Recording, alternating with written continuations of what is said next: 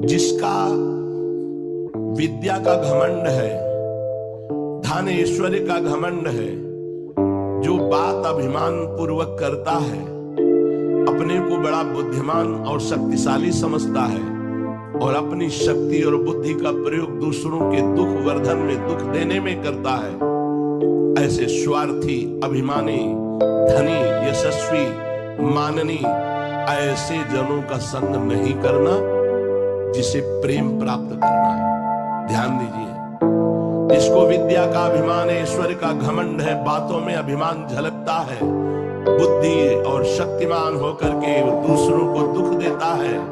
धर्म, कर्म, स्वार्थ सब अभिमान के वशीभूत होकर करता है, वो अपने को पूजनीय और माननीय समझता है,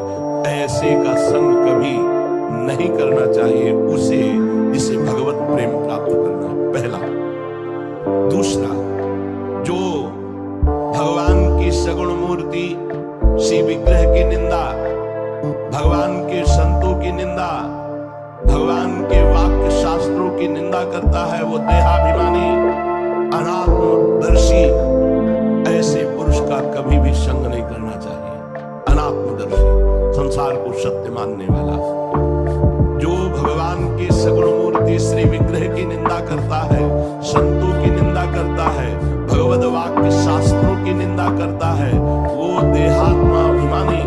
देह भाव वाला, वो अनात्मदर्शी, संसार को सत्य मानने वाला, ऐसे दुष्ट का संग नहीं करना चाहिए। तीसरा, जो सद्गुरु के प्रति दोष दर्शन करता है, सद्गुणों में अवगुण देखता है, उनकी निंदा करता है, वो विद्वान क्यों न हो, वो कोई भी हो, ऐसे अवज्ञा करने वाले का कभी भी संग नहीं करना चाहिए,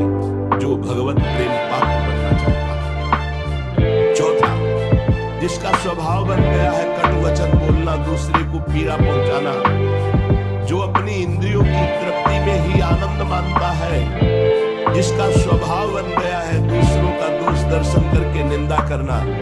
ऐसे भगवत भक्ति से रहित पुरुषों का कदापि संग नहीं करना चाहिए, जिसे भगवत प्रेम पात्र। पांचवा, जिसने अपना मित्र केवल इंद्रियों को बनाया है, आशा और भोग और ममता में ही जो आसक्त है, जो सद्विचार रहित है, जो भगवत भक्तों से विमुख है, ऐसे का कभी संग नहीं करना चाहिए, जिसे भगवत प्रेम पात्र बनता है। छठवां,